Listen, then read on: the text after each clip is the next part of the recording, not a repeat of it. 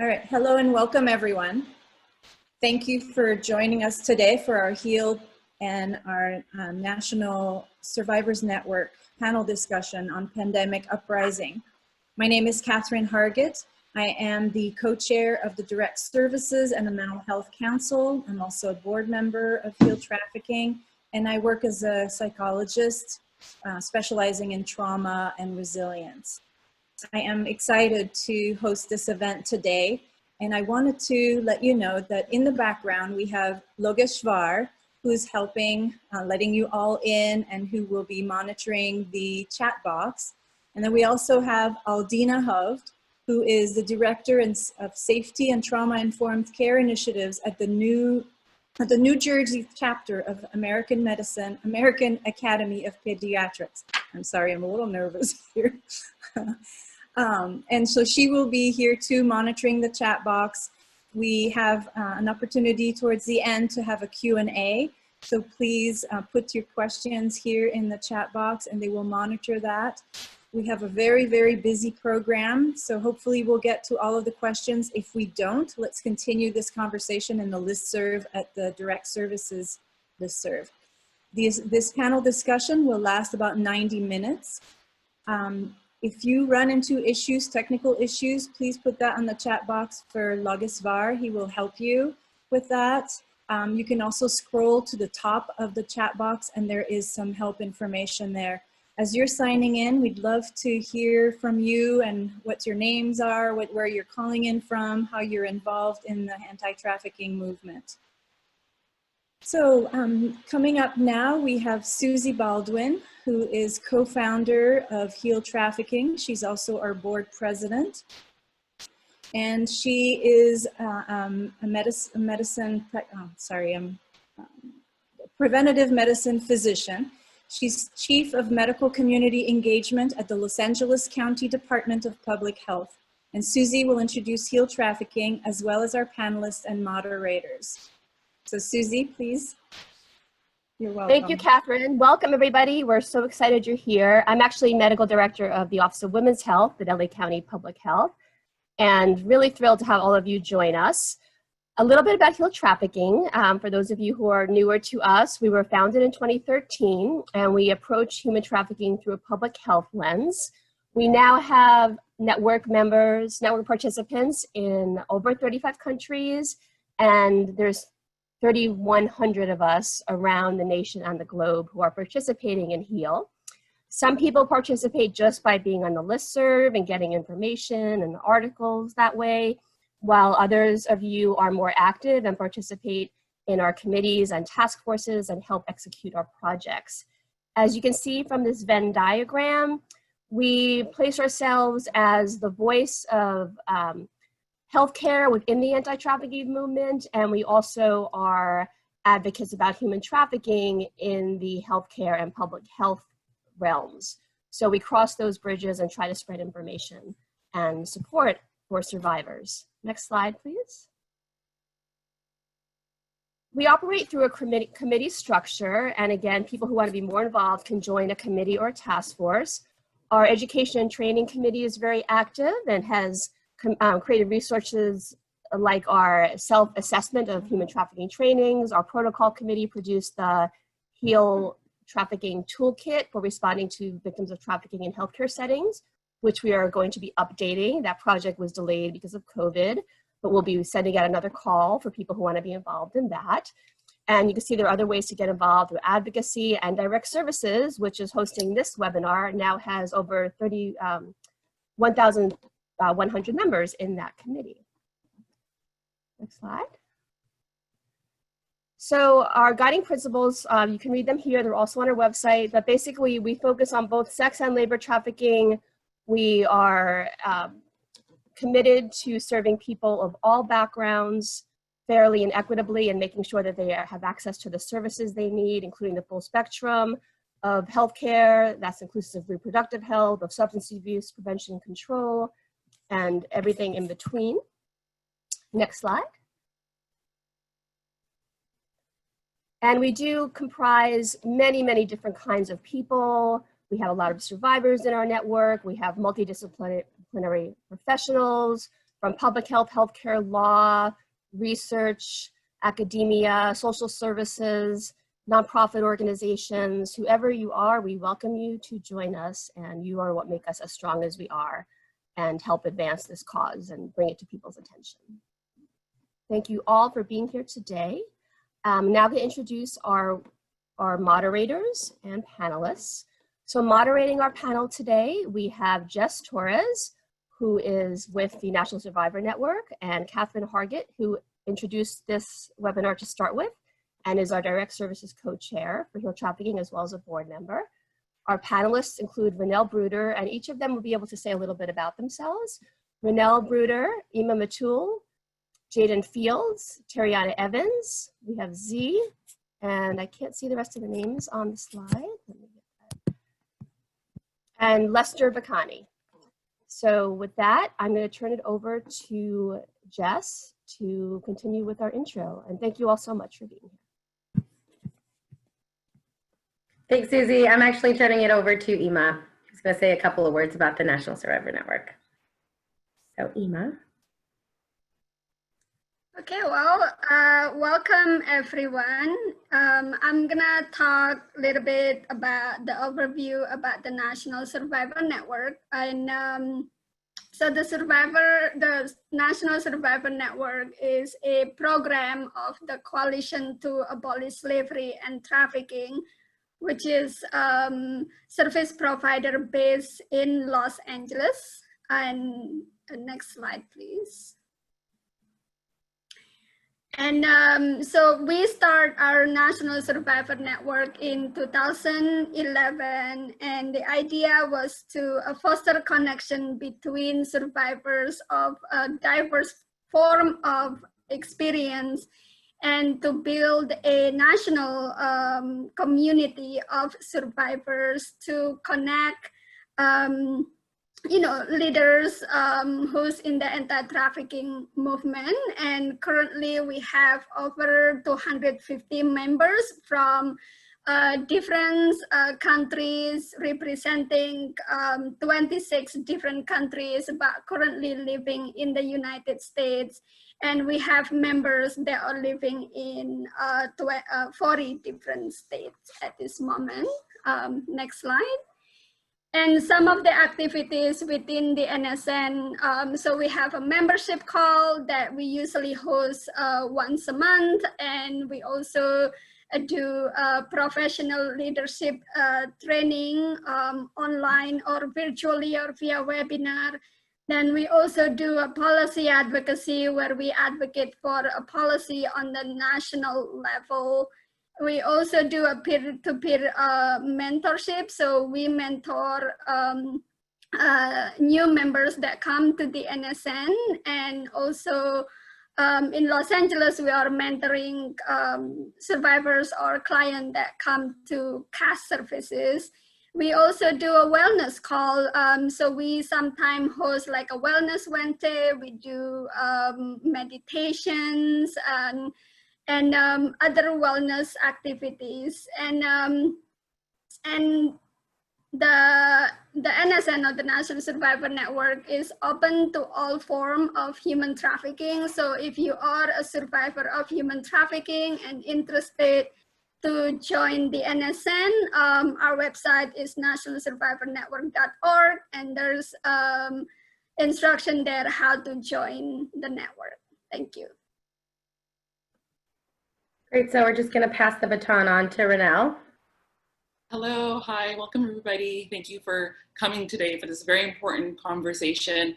As Susie mentioned earlier, my name is Rhonelle Bruder. I'm a Toronto-based survivor, advocate, public speaker. I'm the founder and executive director of Project I Rise. It's a newly formed nonprofit.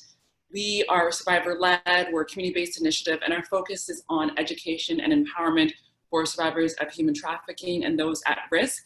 A few things that we do, our main pillars of focus are on awareness and education. So working with youth, going in schools, in religious centers, different places like that, advocacy and research. So working alongside our political leaders, legislators to inform policy. mentorship and peer support. So doing a lot of one-on-one peer mentorship and support for survivors by survivors, and then training and capacity building. So we do training in all sectors, so law enforcement, healthcare, educational systems, the criminal justice system, talking about and educating on human trafficking. Our work is specifically focused on sex trafficking and sexual exploitation, and we are based in Toronto, Canada.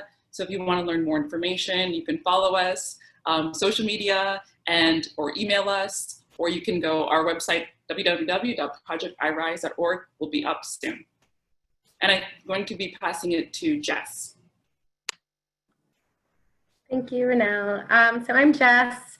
I am the Survivor Leadership Program Coordinator for the National Survivor Network. I work alongside Ima, co-coordinating the program. We focus on things, as Ima said, related to advocacy, policy, and community development. I'm also an organizer, and I am going to, or we are going to be putting more information about our panelists in the chat, so you will have their full bios. But I'm going to invite our panelists to say hello and maybe share one thing about themselves, or however many things they would like to share about themselves. And so let me pass the baton on to Jaden.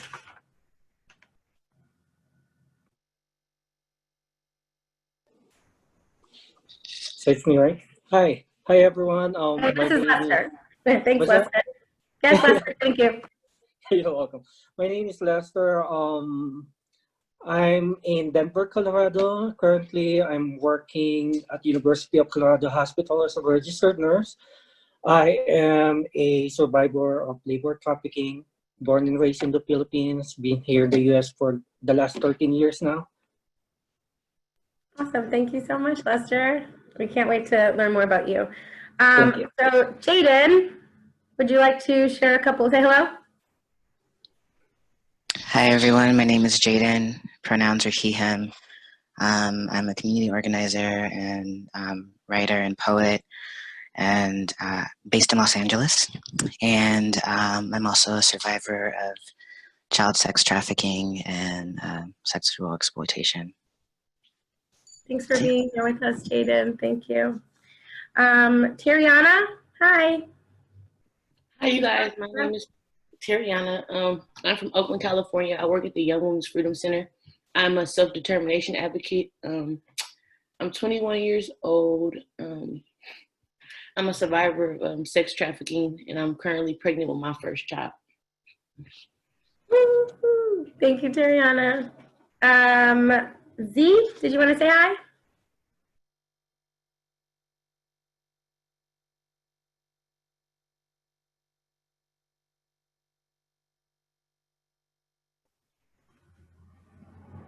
Z, you're on mute, by the way.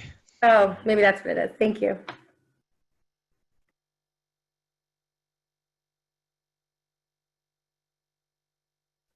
All right, well, while we try to troubleshoot with Z, we're going to jump into our discussion. Are you okay with that, Katherine? Yeah, let's go ahead. Awesome. So again, thank you all so much for joining us. We have a lot of questions that we want to get through and a lot of really amazing speakers that we want you to get to hear from. So I'm going to jump right in. So Black and Indigenous communities have been the hardest impacted by human trafficking and by the COVID-19 virus.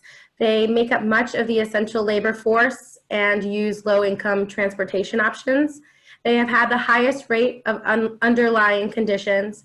COVID has exacerbated already unstable employment and housing situations, as well as inaccessibility to care. All of this in addition to the frontline direct action work against anti-Black violence and systemic racism.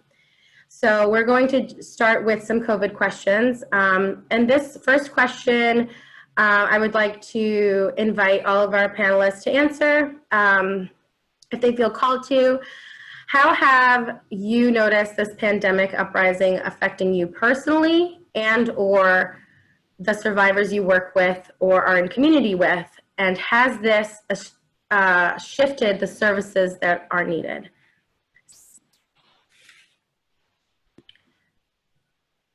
So let's start with. I can start, Jess, if you want. Great, that sounds wonderful. So I think everybody has been impacted by COVID-19. I know for myself, a lot of my work was public speaking. It was facing community. It was doing training. And so immediately I saw that just completely evaporate. And there was for me, there was a great deal of concern with that. I think like most people, I had to pivot. I had to go online, whether that was doing webinars, online training, being able to focus on some other things that I wanted to do, which was good, but it was scary. It was definitely scary for me. And I know with the other survivors that I work with, and I know many of them weren't as fortunate. A lot of them have very precarious employment, contract employment, and they were let go. And so a lot of them, housing was a concern.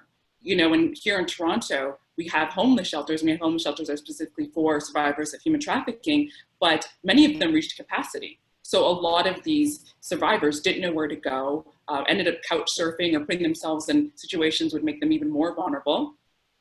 In addition to that, I heard from some survivors who told me that they were going back to sex work, not by choice necessarily, but just for means of survival, and looking at things like online sexual services, so OnlyFans, things like that, as a way to sort of be able to still generate income and make money and really just support themselves and survive, with the idea that that type of work wasn't, I think, as dangerous as sort of what we consider typical prostitution sex work, but not really kind of fully maybe comprehending that there's still potential for exploitation. There's still potential to be re-victimized when you're entering that work. And so I did see a lot of that. I think it's important that we have services available for survivors, whether we're shifting online, whether we're doing remote, we're doing calls, we make sure that people are engaged so they're not alone and they're not in a situation where their mental health will deteriorate. Thanks, Rhonelle. And I think we also experienced just folks reaching out to us about essentially having lost, if not their entire income, then a large portion of their income, which affects us, throughout our lives. Ima, did you have anything you wanted to share? Yes, I unmute myself in advance. And well, as the Survival Leadership Program at CAS, our focus is on professional leadership development. And because of the COVID-19, we have to shift our focus to providing services to our survivor members, because as we all probably experience that, many of us that, got furloughed or lost, their job. And so people are struggling to pay rent, to, providing foods for their family. So we have to shift our focus into providing services, providing them with rental assistance, with a gift card for groceries, and providing assistance with applying benefits, because we have to make sure that, that everyone is well and stable before they are becoming, like focusing on like learning about leadership development training, like how can we focus doing a leadership stuff when we ourselves are not well, we ourselves are not, and our family also not well as well. So within our program, we have to shift our focus. Definitely. And I would say like any stability that people felt like they had was sort of the floor fell in from underneath them. And so I think that a lot of our survivors, like their help, or survivors in general, are helped in the point of crisis. And then after your crisis is sort of like patched up, people kind of send you along, and that one time is not going to be the only time you need help, right? So like that continuation or continuum of care is so, so important. Did anyone else want to say anything? If not, I can move on to the second question. It's me, Lester, Jess. Yeah, so I want to talk about myself personally as a survivor of labor trafficking, and at the same time as a medical professional. First, during this pandemic, I feel like, I'm being isolated again. It brought back a lot of memories during the time that I was being trafficked. I feel like I'm not allowed to go anywhere else except work. My human trafficker will just bring us to work, home. So it's basically the same thing that happens during the pandemic. I feel like I am being trafficked again. Like, just work, hospital, and then the hospital was telling us, oh, you guys are not allowed to call off or just say no. We have to work anywhere else on the floor just to help out with the COVID. And I feel like they send us to the hospital without a proper, protection. And then if you say no, you're either gonna lose your job. So it's the same thing. During the pandemic, I feel like I'm so isolated. I don't have access to, good thing we have online access. I have access to talk to my family in Canada, family in the Philippines. That's a good thing. But I feel like I can't do anything. It just brought back a lot of memories during the human trafficking situation. Yeah, you're not alone, because we have heard from so many of our members who had to go into the ER because they thought they were having a heart attack, and really it was a panic attack. So we have had various members, but you have the additional layer of having to be a frontline worker. So that was definitely an additional layer. Thank you for sharing, Lester. My second question is for Terriana. Terriana, I was wondering if I could respond to that first question real quick. Please, absolutely. Mm-hmm. I just wanted to add that, yes, personally, there's been a lot of feelings within my body, how trauma exists in the body. So that's been difficult to navigate. But what we noticed with this pandemic is that services just aren't built to actually respond to a major crisis like this. There isn't enough support for community responses. I did notice that there was there's been a gaining awareness that mutual aid is actually really important. That means that ongoing support, a lot of it has been community-led because the nonprofits just have not been equipped with grant restrictions or whatever to actually respond to the real needs of people. I've also seen sex workers leading the way with creating support for other sex workers, creating mutual aid funds for especially Black and Indigenous communities.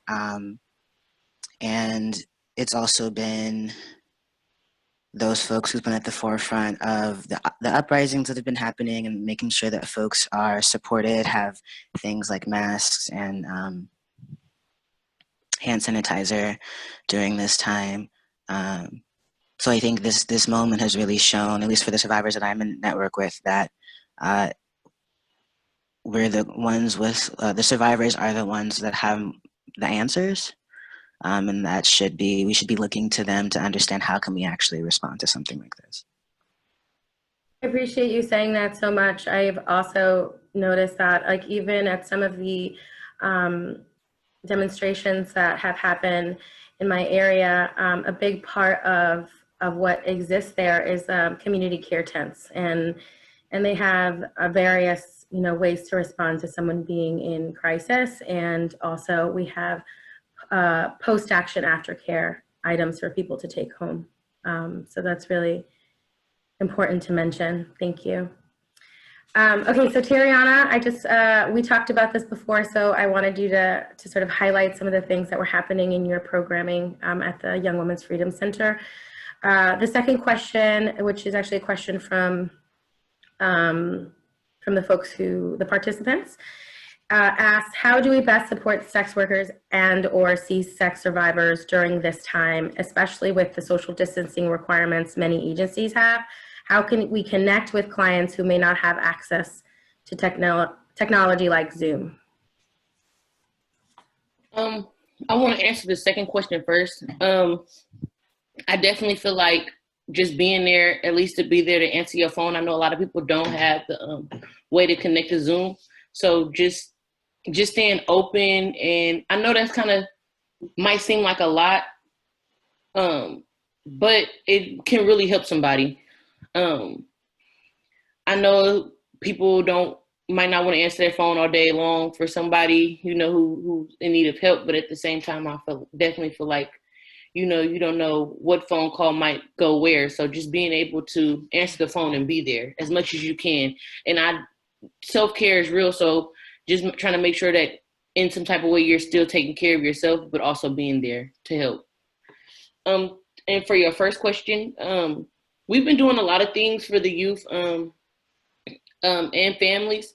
So the first thing that we've done, twice that we've done, is give out relief funds. So $500 funds for families, low-income families throughout the Bay Area.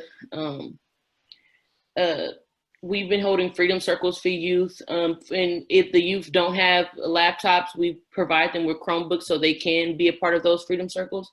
Those freedom circles are paid, if I'm not mistaken, they're paid $50 each group. They're held twice a week. Also, we just try to make sure that our, sorry, just a second. We try to make sure that our life coaches are connected with their youth constantly and making sure that their needs are met. So bring them things that they need, even if it might be like a phone, we try to make sure that we can get them phones, food, hygiene products, and things like that, and drop them off. I just finished a 21-week group that was started before COVID, but we had to transition into using Zoom daily because of COVID, and that just recently ended. And we had 16 interns that we've been paying just to get on Zoom and talk about what's going on in the world and how we can be of a support and outreaching for the program. So that's what's been going on. That's so amazing. So you're literally creating the support system for them and providing them with the things that they need in order to access that support system. So cool. Z, did you have any additional comments? Hi, can you hear me? Yes, we can. Okay. Yeah, I just want to echo what Jaden said about how a lot of us, me personally, I've been doing a lot of mutual aid work for the last decade. And I think when the pandemic came, it was kind of reaffirming how important that mutual aid network and those systems that a lot of us sex workers and survivors have created for ourselves because of the lack of access and because of a lack of state response. We were kind of ready to go. So some collective network efforts that I've been part of have just been getting resources and funding and services to, well, really all colonized communities. As a Black Native person, I feel like it's really important to just kind of do things with an anti-colonial lens. So the collectives that I work with have never been a nonprofit. We've always been autonomous. And just echoing that, like, we have known that, like, the nonprofit industrial complex has really stifled a lot of people's work and really regulates what people can actually do on the ground. For example, pre-COVID, some of us who are like street medics and herbalists and also sex workers and survivors ourselves, we went down to TJ and we did medic trainings for asylum seekers and queer and trans people who were also,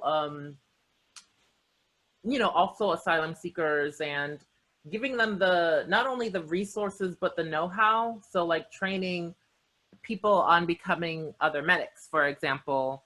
What I've been doing in this pandemic has been a number of things, from working with rent strike solidarity efforts to providing more money and fundraising for individual survivors So they don't necessarily have to put themselves at more risk for when doing, you know, survival sex work.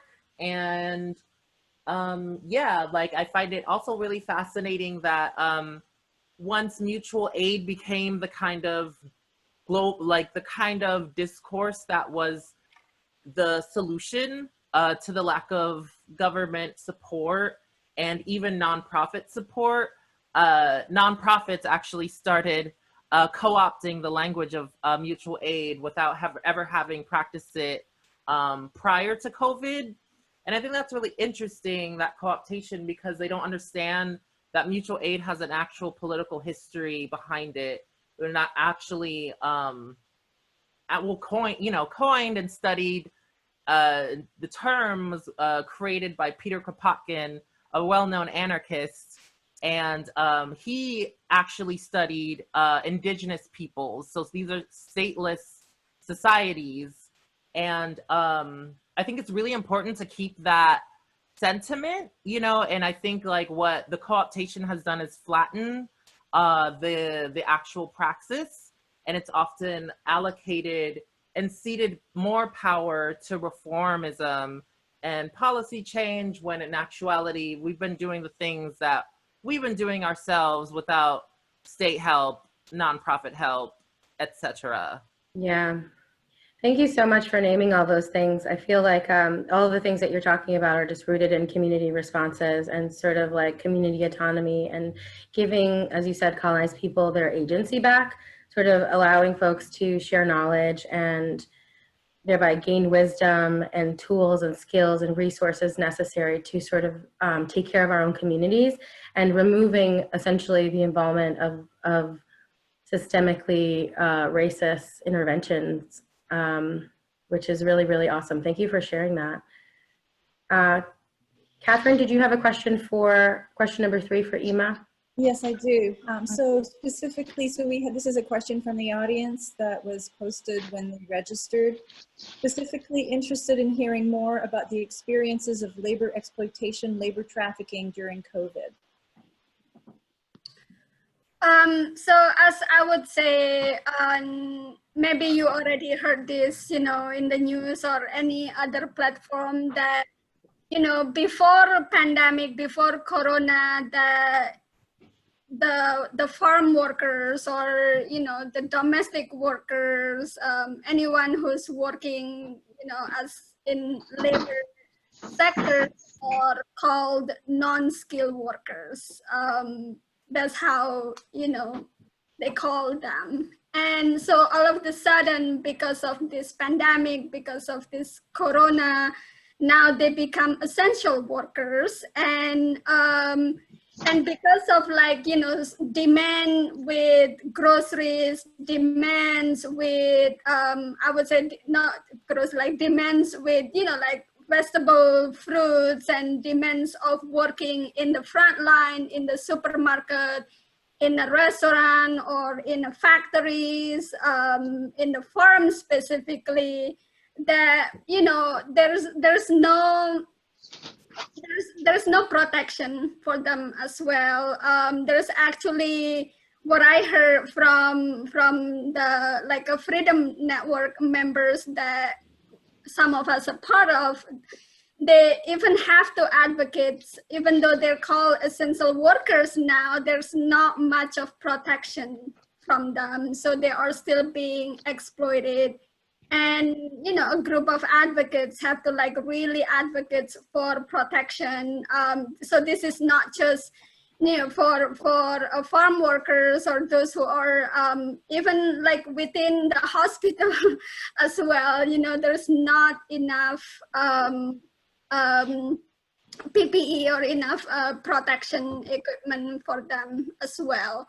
So for labor trafficking, it seems to be like we can't stop working because there's such a high demand on, you know, still foods and fresh vegetables and fruits and groceries. I don't know, Lester, if you wanna add anything. Yeah, I can add something about that. So as a labor trafficking survivor, I feel like during this pandemic, the access to like resources like food stamp or how to file like your access to the government so you can get something from the government. I feel like some of the labor trafficking survivors, they don't have access online firsthand. They probably don't know how to do or probably they don't have any online skills, or they don't have anyone that they can use the computers because the library is closed, a lot of the establishment is closed. So I feel like it's delaying their help or support from from the organization or from the government. And also immigration wise, I feel like because of the pandemic, everything has to put on hold. So that being said, I feel like their immigration status will be prolonged. So it means less security about their immigration status. That's how I feel. Thank you. And I can just add to that a lot of the immigrant communities that I'm connected to, they didn't have any access to COVID relief funding. So that was another piece that was missing. Exactly. And a lot of them, they don't have a proper documentation like Social Security. So I don't think they were able to receive a government funding during the COVID. Because I know it only applies if you file your income tax return from last year. Yeah, and they are more vulnerable because of their immigration status. The current administration right now is putting everything on hold, including the trafficking visa. So that being said, I feel bad for the labor survivors and victims because they're not getting the exact help that they needed.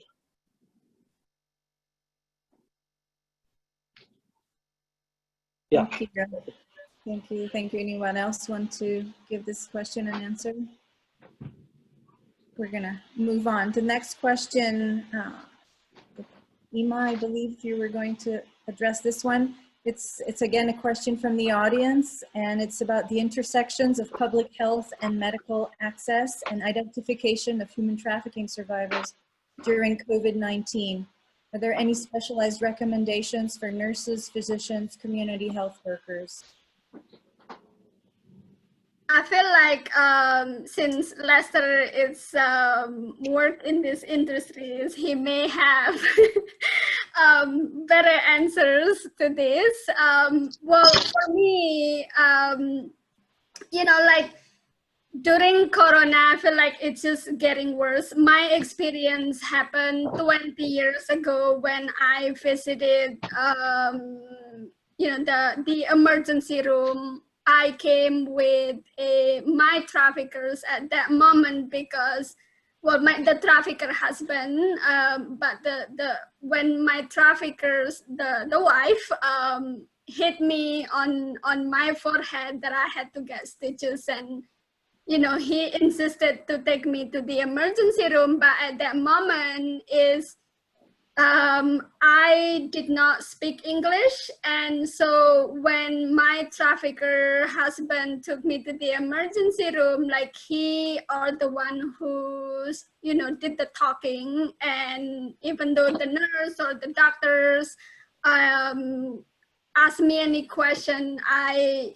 did not understand and was answered by my trafficker husband.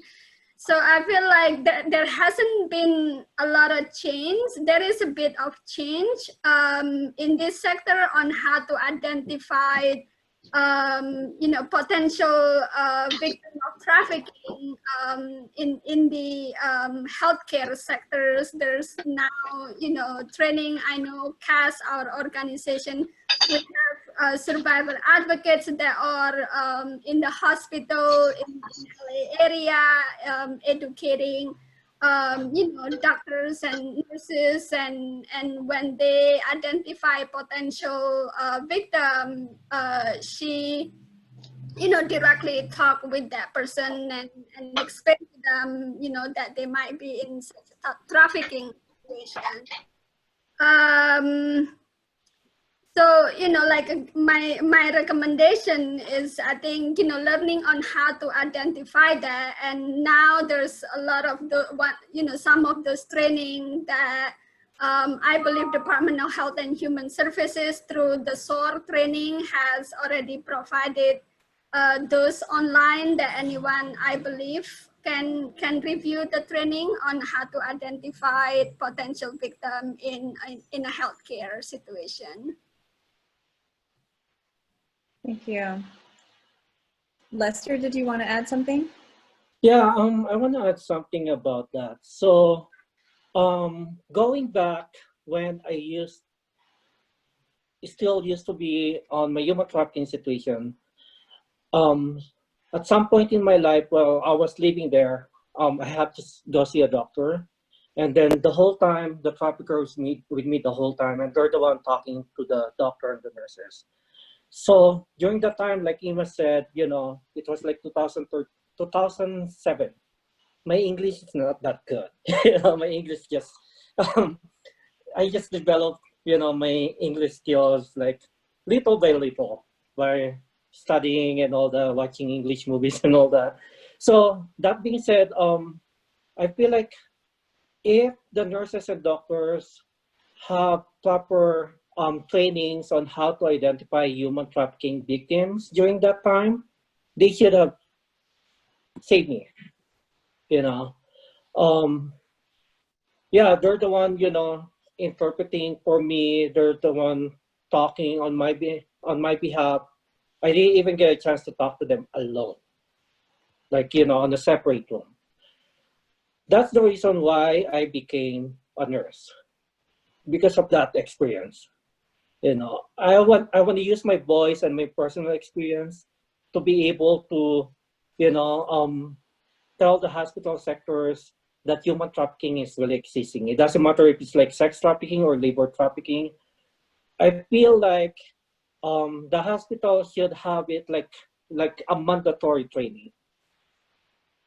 That will help a lot identify the human trafficking victims.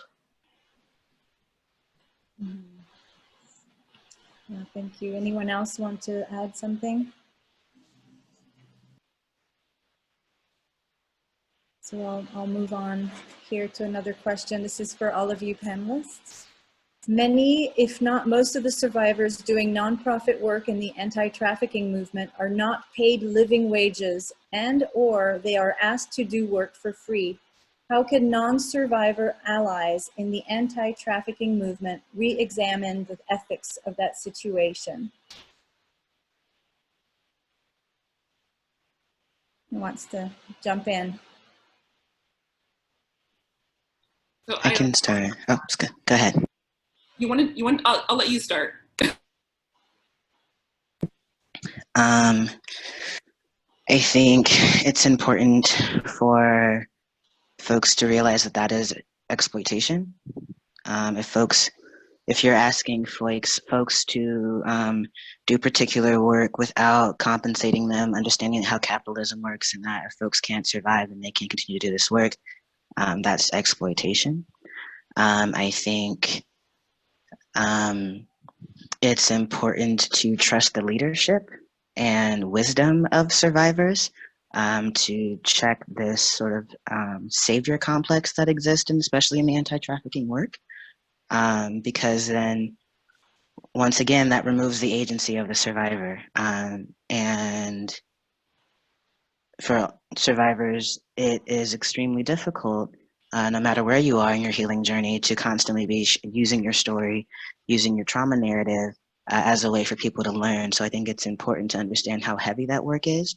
And I'm saying not just giving them livable wages, but also making sure that there is compensation for aftercare, whatever that needs to look like for people, and intentional aftercare. That means connecting them to more community resources as well, because like we've been mentioning, the community has a lot of healing tools that exist outside the medical industrial complex that is historically anti-Black and often not a safe space for survivors, especially Black and Indigenous survivors, and even more especially trans, non-binary, and intersex survivors who, from the jump, we're already pathologized anyway by just existing. So if we're trying to, seek support, we're often re-victimized.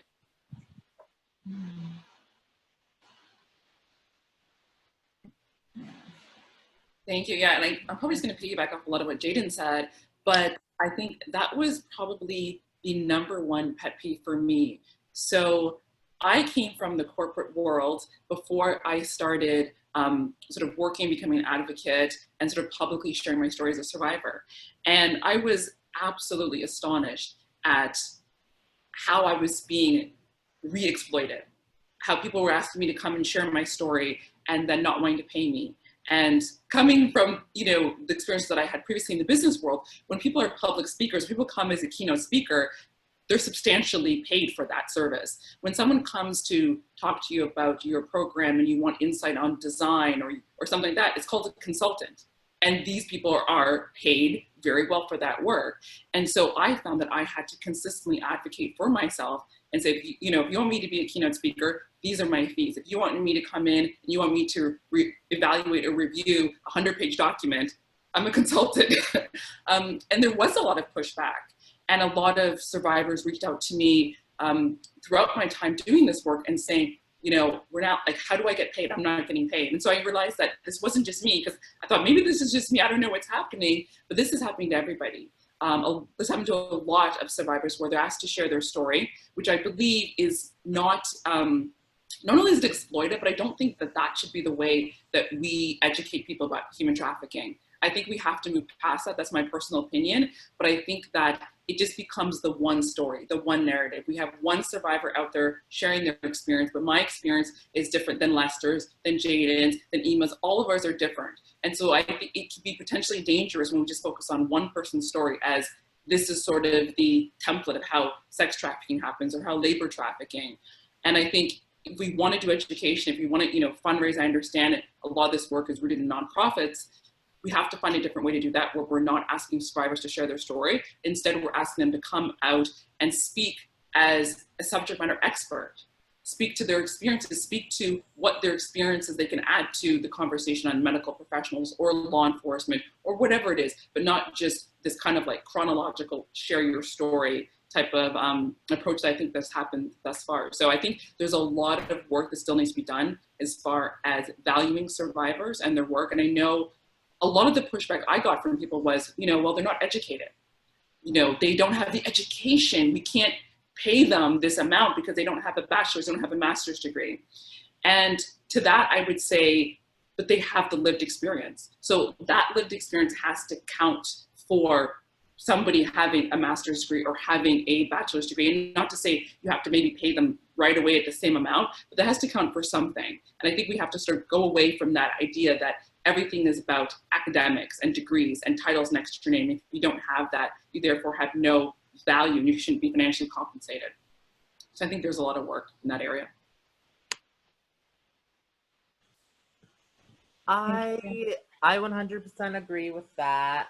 I would also say that reinvesting into the practices of abolition, and what I mean by that is, I think that there is a lot of focus on nonprofits and trying to make a livable wage with this work that we're doing. And what we're seeing is, I mean, we're definitely seeing the stages of capitalism kind of crumbling, especially with the pandemic.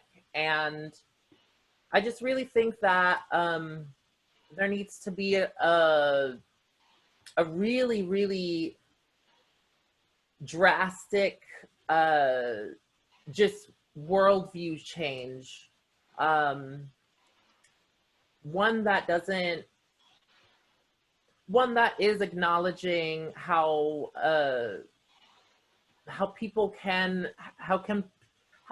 actually organize themselves without the coercions of like money, for example, or the police. So when I think about the work that me and other survivors have done, other Black and Indigenous mutual aid networks have utilized to really get a lot of resources to our people just through fundraisers, online asks, even, you know, asking already wealthy donors if they can, you know, give us money. And I feel like it's more, I feel the reason why we're doing, for me, I just feel like I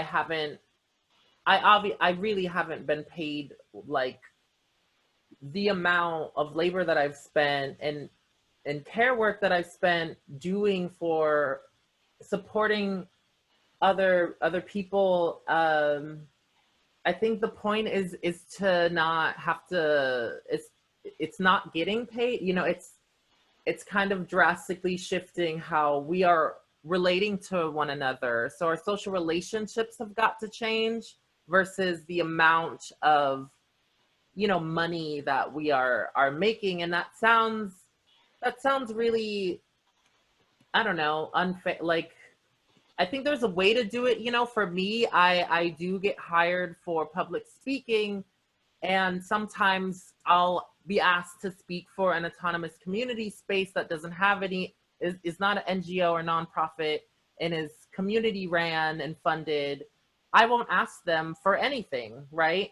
And then for a college or an institution or nonprofit, for example, that gets its money from the state and government, I'm going to ask them for substantial more amount of money because they have that state backing. You see, so there's, I want to make those distinctions, but I also want to move the conversation towards abolition. I think right now we're in a very intense moment regarding the police and regarding the state's lack of or negligence when it comes to Black, Indigenous, and people of color communities, and finding out the best ways to get resources to them.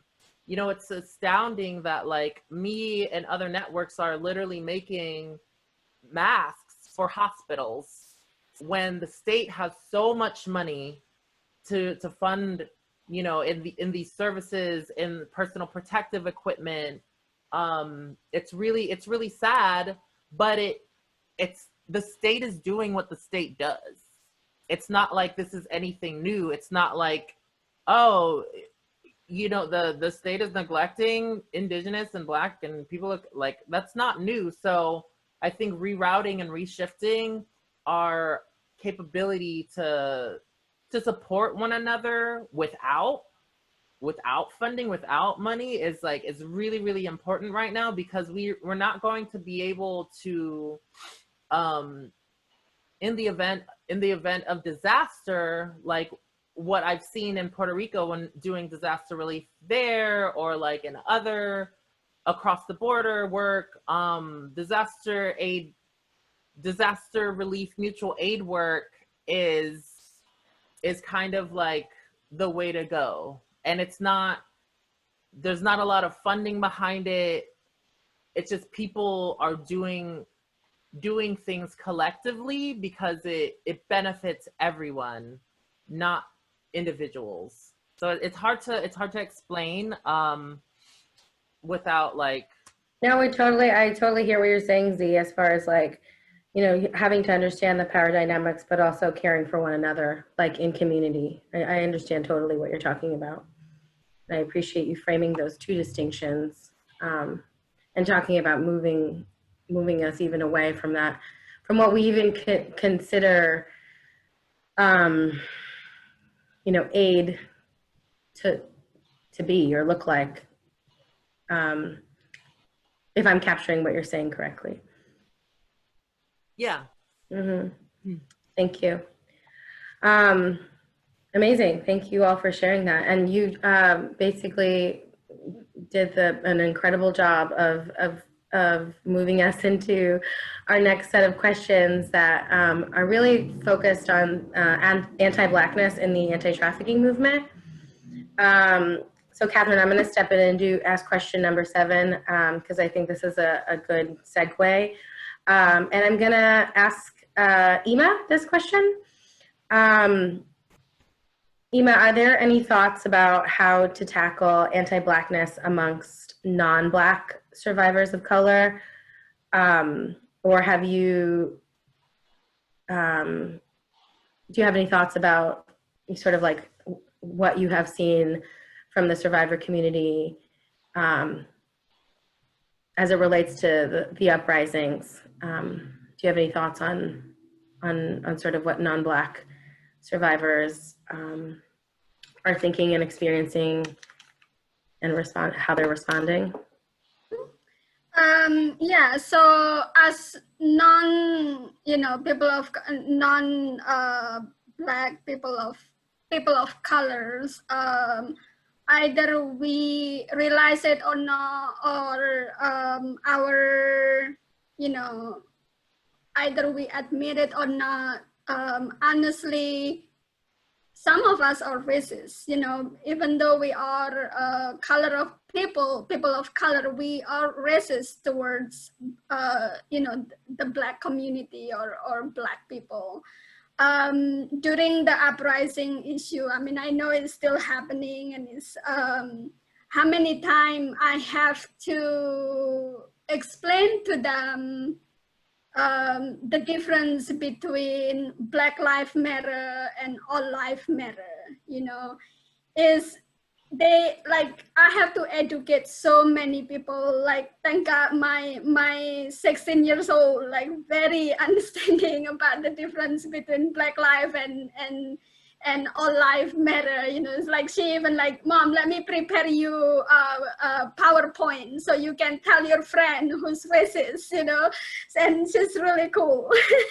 And I think within people of color who is non-Black, we need to have kind of education on the history of race. I know that this has been an issue for 400 years, but as people of color who is non-Black, we don't understand that. I personally don't understand, now within my community, within my circle, I have a bit of pieces and doing some research and educate myself about Black life issue that has been happening for the past 400 years.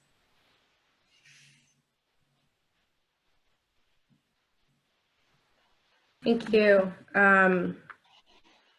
Yeah, I think that's important. I think it's important to talk about just how much we have to call in our own communities to understand the issues that affect Black people specifically.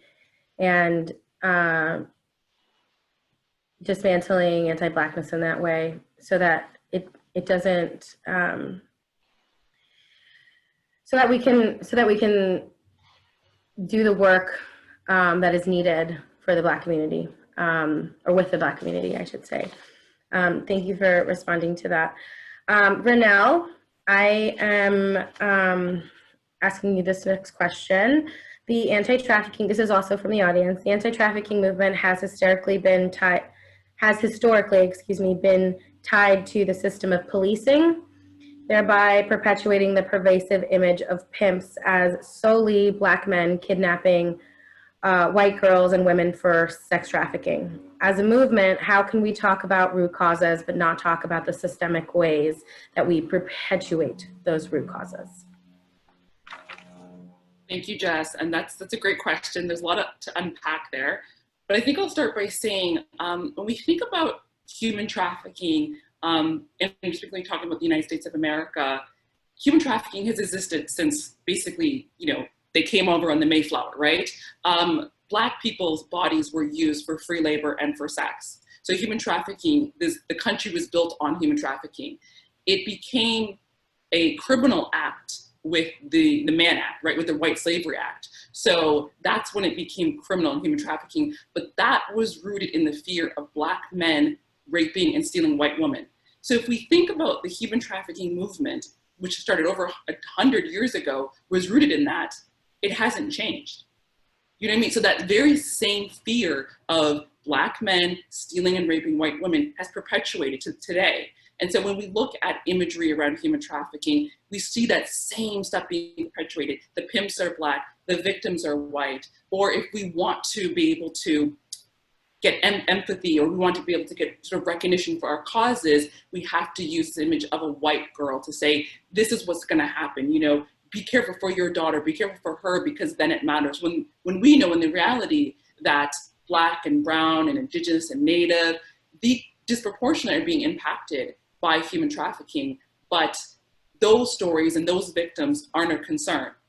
So I think as a human trafficking movement, we have to really kind of look inward and say to ourselves, we were rooted in this anti-Black racism. So if we really want to change it, I mean, we have to really go deep and really uncover a lot of what that was to be able to go forward. It's not just enough to say we're anti-Black racist and put a Black square on your social media.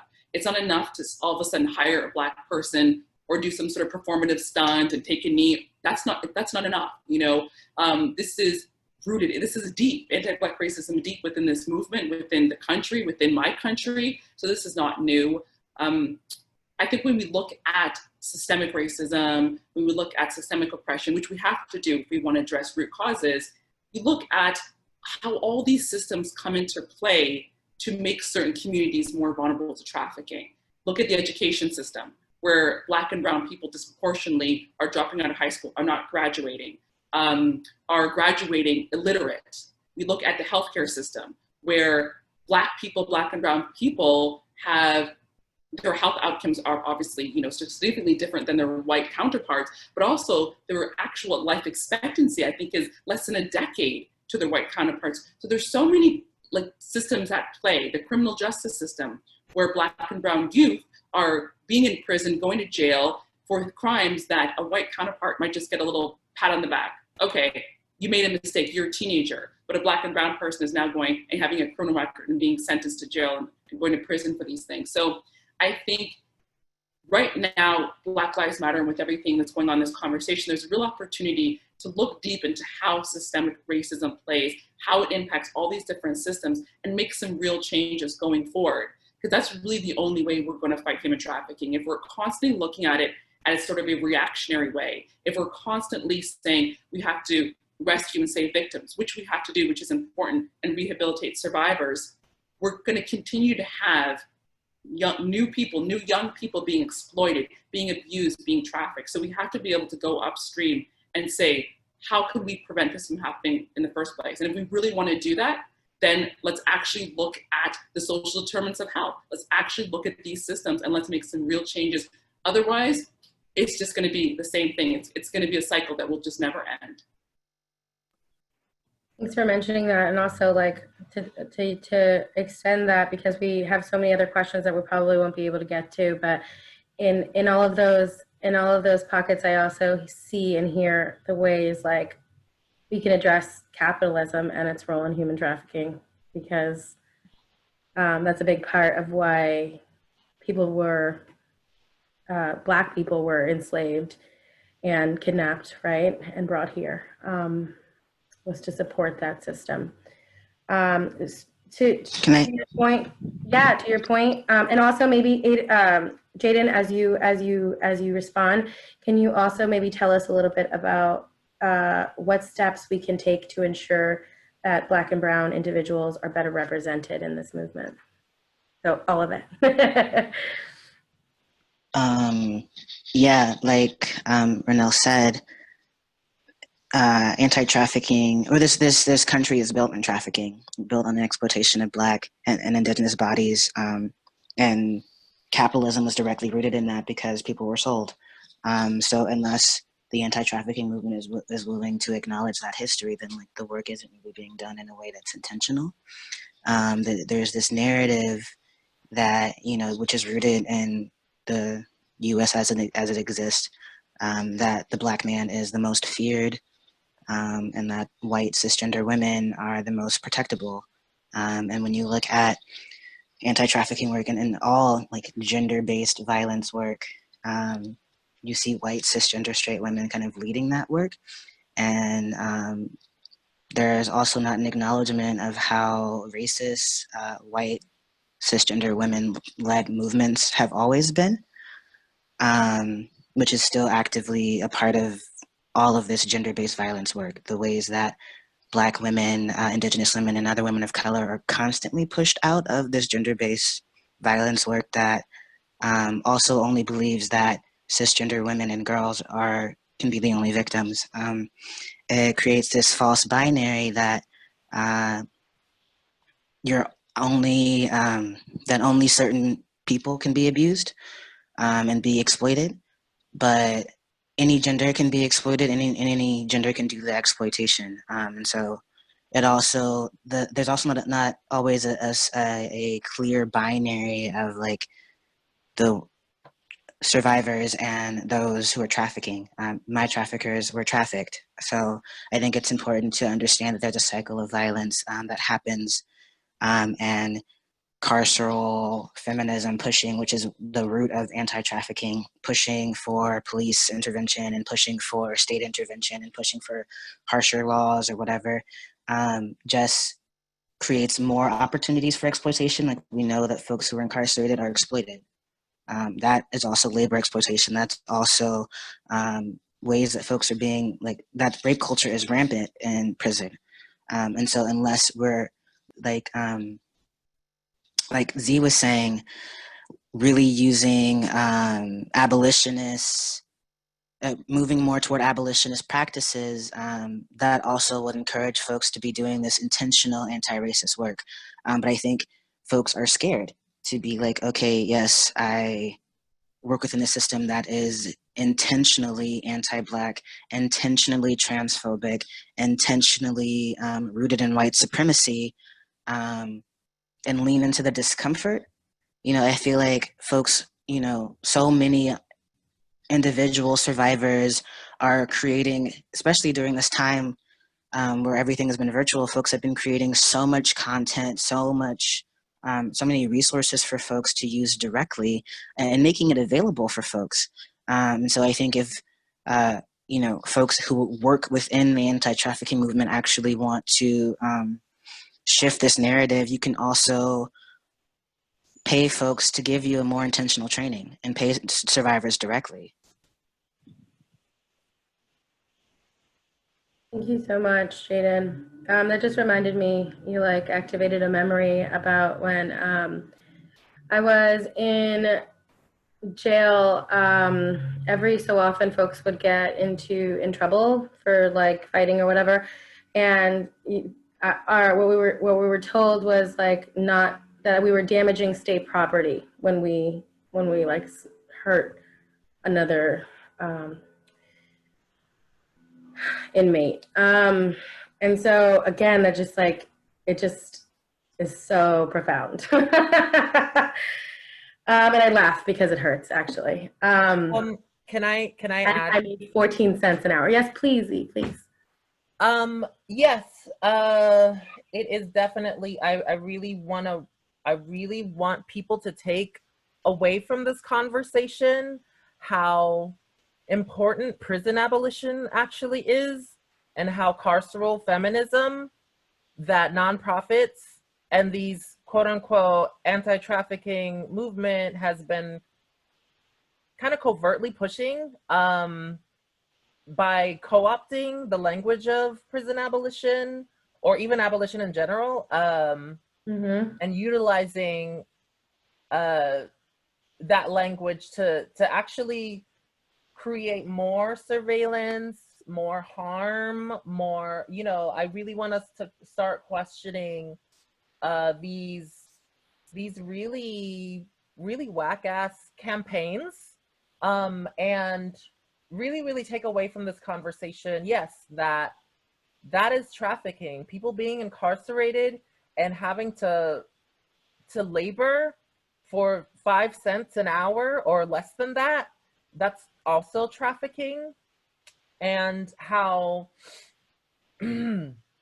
how there isn't these kinds of carceral solutions, whether it be the police, more police, or even the courts. The courts are inherently systemically anti-Black and anti-Indigenous.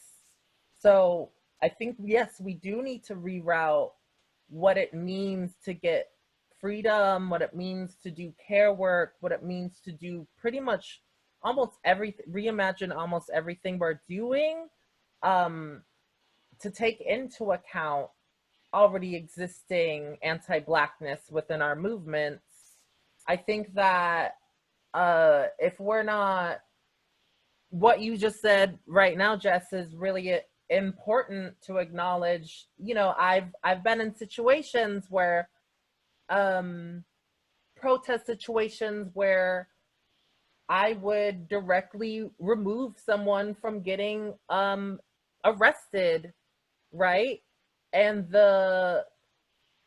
interestingly enough, if I were caught, well, when I was caught in trying to remove somebody from getting unjustly arrested, I would be thrown, there would be a lynching. It would be like a lynching, a felony lynching is what the law I broke. So the reason I want to unpack the reason why that is, the reason why, you know, felony lynching, like it's tied to slavery. Like everything, every single institution that exists, whether they be the courts or the police or the prisons, is tied to slavery. And so using the kind of afterlife of slavery to resolve slavery is just more slavery and colonization. And I'm hoping that people can take away from that. It's instead, maybe not instead, but people should invest more efforts into prison abolition, because it, you know, all of these things are still inexistent. You know, like a lot of other abolitionists are really pushing right now in my circles to release prisoners. It doesn't matter, it release prisoners, but also to abolish the police, because every day that the prisons and the police are in existence is another day Black and Indigenous people are genocided, really, and incarcerated, but also, you know, people are being genocided while incarcerated right now because of the pandemic. So I just want to, and it's really important, especially right now, that prisoners are free, because so many prisoners are, I mean, look at our movements from the past. In the 60s, you know, so many of our movement elders were actually incarcerated for their liberation work and are still incarcerated because of that. Or a lot of people are still incarcerated for weed, you know, marijuana charges. So I feel like those people are currently still incarcerated and they're dying, right? And so they're dying because of the pandemic. So I think there needs to be more of a push towards abolition, especially regarding prisons, especially if you're going to co-opt the language and say that, you know, like modern day slavery is et cetera, et cetera. You can't equate trafficking to slavery. It's anti-Black.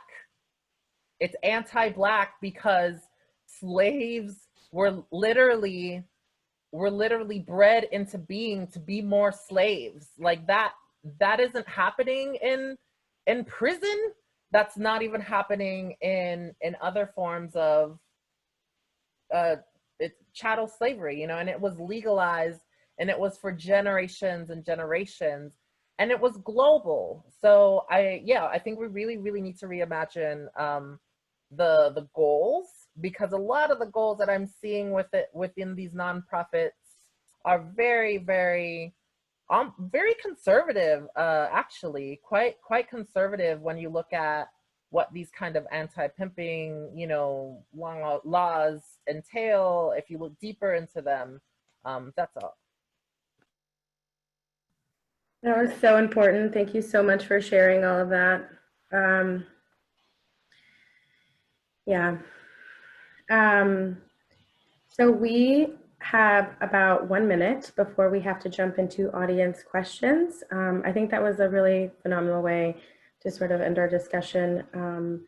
I think just to hear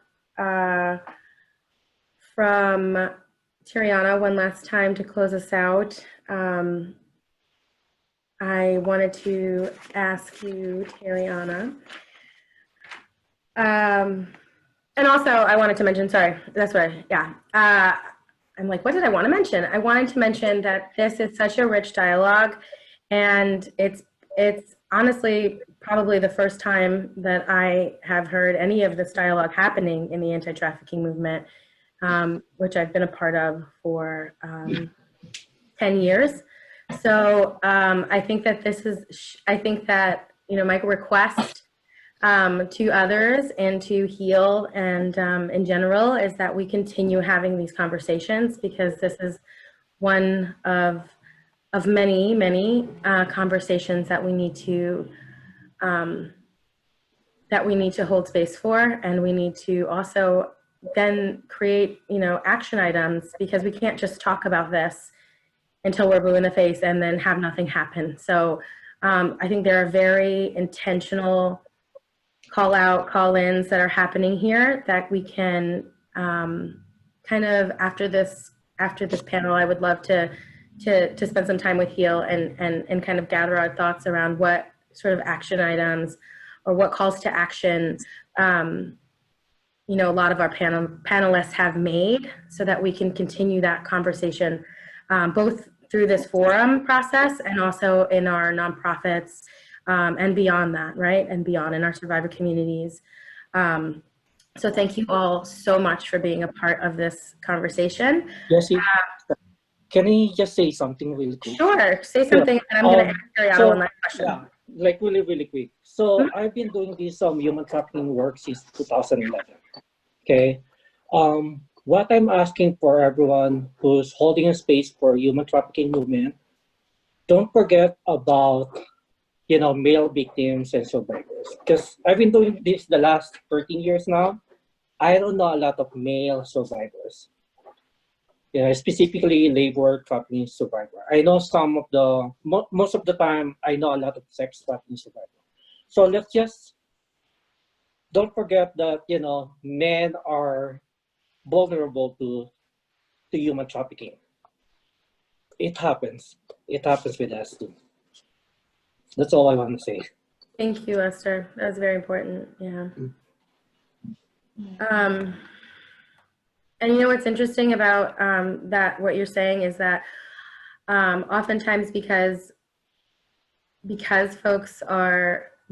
genders are not represented in the narrative, folks think like, A, it doesn't happen, and also they don't understand that all of the same power dynamics, all of the same abusive manipulation tactics, from, you know, sexual abuse to physical abuse to beyond the spectrum, are also happening to males constantly. Like, this is happening, and folks and if we really care about those things, then we need to extend that care and that concern and that protection to our boys, our men, and, you know, all genders.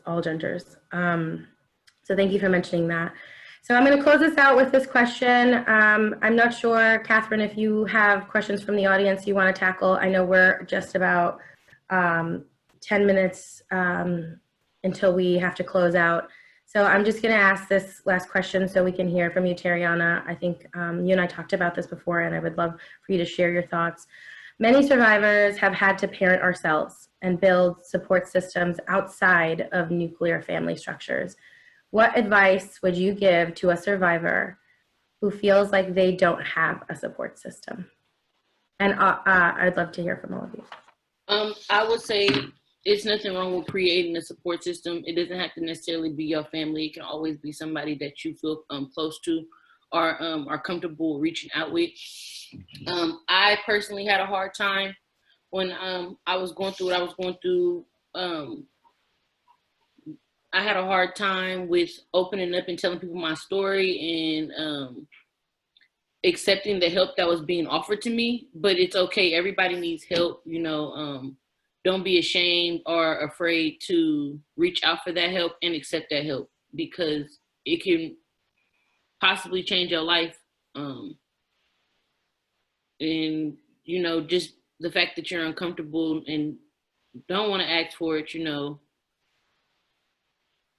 Yeah, sorry. I would just say be open to the help that someone wants to give you or receiving it. So, yeah. Thank you, Terriana. Did anyone else want to share a final thought? Yeah, so Jesse, as a solo survivor, I parent myself alone because I don't have anyone here in the US. So the way I survived and, you know, building my support system, I go to church, you know, my human trafficking survivor sisters and brothers. I expand my connections through my network. And I consider them my family now. Like Ima, I've known her since 2011. Yeah, it's just the way it is. You just have to like go out and, you know, stop mingling, meet people. Yeah, you can still enjoy your life. Awesome. Thank you, Lester. I can also speak to that too, because when I was trafficked, I was 17, and by the time I escaped, I was 20. So it's still like in that, you know, a transitional kind of youth age and being trafficked as teenagers. You know, I'm same like Lester, that I'm here alone and have no other family members or not knowing anyone. So like for me, being in the community of survivors, that helps me a lot. You know, I'm connected to other survivors who are now like a mother to me, like who are now a brother and sister to me, and they've been in my life since then, you know, helping me out, not just through like my healing, but also like personally and, you know, family. They're taking care of my children. So, you know, like as a survivors, I recommend that, like having, I know sometimes, you know, we wanna stay away from like other survivors because it could, you know, their trauma could be like traumatizing us as well. But if we are in the community where we support one another, that is wonderful to have, you know, like become like our chosen family. I want to agree with you, Ima. I feel like it is more comfortable. You know, I mean, at first people might think, you know, being around somebody else who's been through this might be very, very traumatizing, but sometimes it can be more therapeutic than traumatizing, being able to be in a room with other people that's been through the same things that you've been through and can relate to what you're going through. You know, it lifts something off of your shoulders, and just knowing that you can speak about things that other people might not understand and be comfortable in that space, because everybody's been there at some point. So, Thank you. I just wanted to also add that this is also leaning into the ways that communities of color, Black, Indigenous, and other communities of color have always sort of taken care of each other, how important it is to be in community with other survivors. And I think for me, it's especially important to be with other trans and non-binary and intersex survivors. Being in a space where you can show up fully, where you don't have to hide the fact that, you know, you're a survivor, or like make that part smaller or make some part of you smaller. So really having intentional spaces for survivors and building intentional communities so that you can have your chosen fam. And, you know, that really also follows the legacy of what queer and trans people have always had to do. Well, my family is here, but since I'm an out trans person, I've lost a lot of them. And so we have to create communities, our chosen families or kindred groups with each other so that we have folks. I think it's also important though, because, you know, unless we're doing our own healing work, we can also cause harm. So it's important, you know, as we're building communities with other survivors, to be intentional about including how do we navigate accountability when it comes up, because, you know, just because, you know, survivors can also cause harm. So how do we, you know, support each other through accountability processes without engaging the state at all? Because we know, especially for Black, Brown, and Indigenous people, the state is a site of harm. I work with an organization that centers the experiences of Black, Indigenous, people of color who are LGBTQIA+ survivors, and we have an oral archive, and from that archive we found that when the state intervened for folks who experience child sexual abuse and trafficking, it just caused more harm.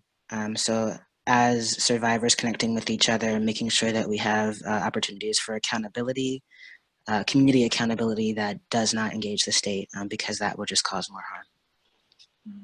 Thank you. Thanks, Jaden. I think we have 3 more minutes before we're closing out. I just want to say the questions that were asked in the chat will have to continue either in the listserv. I just want to read a couple so that we're left with some of that. First of all, if any of you have questions specific to our panelists, please contact us and or National Survivors Network to get in touch with them. The question is from Liana. Given the racist roots of the anti-trafficking movement from Chinese exclusion and the White Slavery Act until today, what suggestions do the panelists have for anti-trafficking practitioners to collectively, 1, acknowledge historical racism in the movement, or 2, begin anti-trafficking, anti-racism work internally in their work? Unfortunately, we don't have time to get into that. We have 2 minutes left. This is a conversation I invite everybody to continue on our direct services listserv.